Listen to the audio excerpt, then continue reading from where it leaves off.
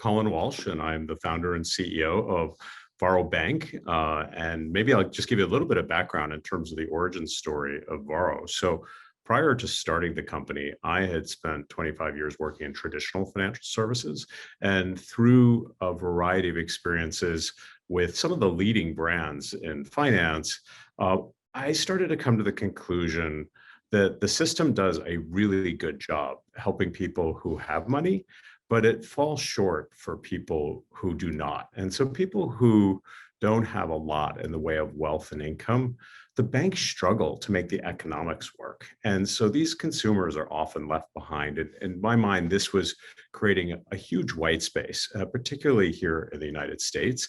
And the inspiration for me to create Varro was really around this belief that we could drive much greater financial inclusion and opportunity to a massive group of Americans who were largely underserved and certainly overcharged by the incumbent system. And I felt that there was deep systemic financial inequality in this country that could be addressed by creating a hyper-efficient digital bank on a modern technology platform with a sophisticated design system that could help improve people's financial lives by solving everyday problems. And so since we started the company 5.5 years ago, I'm thrilled to say that we are the first and at this point only fintech to be operating as a consumer bank with a full OCC national bank charter. And it's a really exciting period of time because a lot of things that I just mentioned are really becoming part of a broader national conversation that I think is much bigger than Varro itself, but certainly Varro is very much part of that dialogue around how we bring greater financial inclusion, equality, and opportunity to millions of consumers in this country. The core thesis around why we would want to become a bank, there are several key reasons. One is that by operating inside the banking system, we're able to innovate around a very wide set of financial products for our customers. So whether it's around transaction and sort of checking accounts, deposits, savings, money management, all the way through a whole range of credit products that can help people improve their credit, build their credit, access affordable credit, and then and address larger needs over time.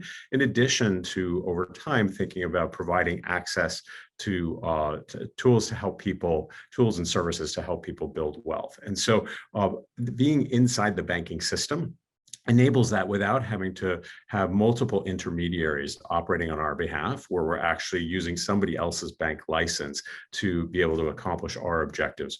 The other piece of it is because we're eliminating intermediaries and we're operating as direct members of the payment systems, the FDIC, our costs are much, much lower. So we've seen a significant reduction in our costs because we don't have to pay a fee every time somebody transacts, whether it's on a card transaction where we potentially were renting a bin from another bank, or through an ACH or depositing a check or any method by which someone would transact. So our costs have come down significantly as a result of operating the bank charter. A couple other things is it's really hard to become a bank. I can write the book on that. So having experienced firsthand, it took us over 3 years. We had to get regulatory approval from all 3 major regulatory agencies, the OCC, the FDIC, the Federal Reserve, and it's no small feat. And so it is a difficult process to be able to actually get across what I would say is a pretty large moat, and being able to operate in this environment where we can enjoy some of those benefits on behalf of our customers. We certainly have we're under a fair amount of regulatory scrutiny, which is a good thing because we're dealing with people's money. It's about trust and safety and security, but it has not slowed us down in terms of our ability to drive innovation. So if you just look, since we really were operating fully on the new bank platform beginning of this year, we've introduced new products. We've introduced the Varro Advanced product, the Varro Perks Cashback merchant cashback program. We've introduced a digital debit card, the ability to fund cards through other debit cards in your wallet, your digital wallets. We've done a whole rebrand campaign. We've done a whole new app design. And this is all just in a matter of months. And we're just getting going. We've built the Varro Believe product, which is a secured credit building product. And so all of these things are happening as operating as a national bank. And so it really hasn't slowed us down in terms of the pace at which we innovate. In some ways, I would argue we've actually been able to speed up because we don't have an intermediary. And now, of course, we take our regulatory obligations very seriously. And so we've built the team and the capabilities and the data infrastructure to be able to do what we need to do to satisfy those regulatory requirements. I would start with a couple of things. I mean, first, it's the customer is at the center of everything we do. And so since we started the company, even when we were operating with a bank partner, the Bancorp, who, we had a great relationship with, we were able to, iterate around a number of product features and product ideas to get product market fit early on.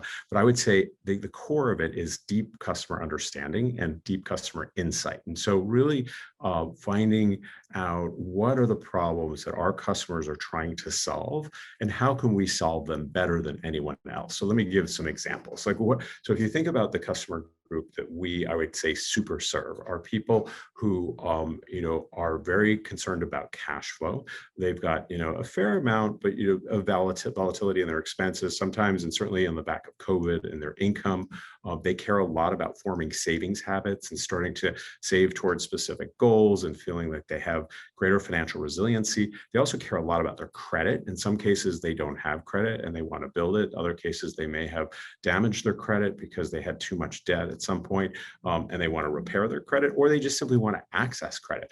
And so taking all of those sort of consumer needs, we design products in ways that are helping to solve those problems for our customers. So we don't like to think of ourselves as a feature shop, where we just offer or sort of product silos, but we really bundle solutions around the needs that our customers are trying to solve. And again, as I mentioned earlier, by being a fully chartered national bank, there's a lot more that we can do. It's, that's sort of in our purview. We also are operating on our own technology stacks, and we've built a very modern technology stack. We have access to the 360-degree data around our customers and their financial lives so that we can innovate in ways that are more personalized and more powerful ways to help customers see the impact and the real value that we're unlocking for them in terms of helping them achieve what they're trying to achieve in their financial lives. So it really starts with this kind of deep understanding of your customers and a lot of passion around the pain points that they're going through and being a supportive partner in helping them achieve their objectives. In terms of how we make money, it's a few things. So we are not a traditional sort of balance sheet type bank that you might think of. Like if you look at banks and say, they tend to collect deposits from people who have money and they lend it to people who don't have money. And a lot of their income and their revenue is on the back of interest spread. So if you look at our business, it's more of like a payments company. So our customers deposit their paychecks, and then by the time they get to the next paycheck, most of that they've spent, and they've spent it generally on card products, either debit or credit card products. So there's a monetization that occurs every time they use one of these card products that we issue. The other area is around our merchant cashback program. So our customers, we now have a number of great merchants in our app, where it could be Nike and CVS and Walgreens and everyday spend categories, and we earn some commission on the back of those transactions because the merchants are having us provide traffic to them through our customer platform. So there's some revenue on the back of that. Also, we have a small dollar lending program called the Varo Advance program. And so as customers are advancing cash, there's a small transparent fee associated with it. And that is another source of revenue for us. Also, we offer 55,000 free ATMs that sit in convenience stores all across the country and pharmacies across the country. But if customers choose to go to another ATM outside of that network, we'll charge a small fee for that as well. So it's a pretty diversified set of revenues, and our revenues are growing very rapidly. So the business is it's exciting as the customer base is expanding, as more customers are using Varro as their primary bank account. the business is monetizing very quickly, which is also important from a regulatory perspective. Our regulators want to see us, over time generating our own capital, and that we're not dependent on, venture or private equity funding for forever. It certainly was very helpful to get us up off the ground and to start to scale the business. But, we have our eyes set on actually being a profitable, self-sustaining business in the relatively near future. We're very excited. I mean, now that we've done the heavy lifting of becoming a bank and kind of crossing that moat and entering into a place where we have some of the flexibility and the advantages that I was talking about that come with being a fully chartered national bank, it's really about how do we tell our story and sort of amplify our message and become a very meaningful, culturally relevant brand in society where we're actually helping millions of people achieve better financial lives. And so we're now starting to do some advertising. So you may have seen some of our ads around a bank for all of us, which is really trying to spread the word about Varro being a very different kind of bank focused on financial inclusion and financial opportunity. We've also entered into a partnership with Russ Westbrook, who you might know Russ as an MBA all-star or a fashion icon or a philanthropist. But Russ approached us and said, I am very interested and concerned about the financial situation in the country for so many people, particularly people of color. And I want to, leverage my platform and, partner with a fast growth company where I can also leverage their platform. And so we partnered. He became an investor. He's an advisor. And he's actually become a voice, and he's helping tell our story to his almost 30 million fans and followers. And so, Russ is one of what will probably end up being a number of influencers that are very relevant to the customer base that we're serving and share our vision and our values and what we're trying to accomplish in the world. So, I look out 3 to 5 years from now, I see Varro becoming a really iconic consumer brand that stands for something meaningful in the lives of millions of consumers. And, our customers, we are much more of a consumer app than a banking app. And our customers come into the app like twice a day, and they transact like 50 times a month. I mean, so it's something that they are highly engaged in many parts of their financial life. So it's an exciting, time for us. And I would say we're really at the beginning of our journey now that we're operating as a fully chartered national bank.